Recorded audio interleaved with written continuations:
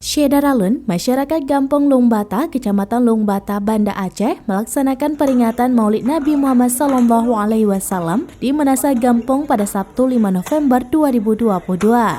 Peringatan Maulid Nabi Muhammad SAW ini mengundang 60 tamu dari berbagai desa dan instansi pemerintahan di kawasan Banda Aceh.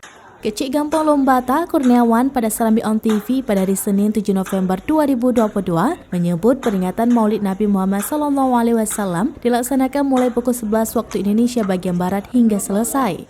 Biaya dalam pelaksanaan acara ini juga berasal dari sumbangan masyarakat dan sebanyak 85 hidang disediakan panitia Maulid untuk para tamu undangan.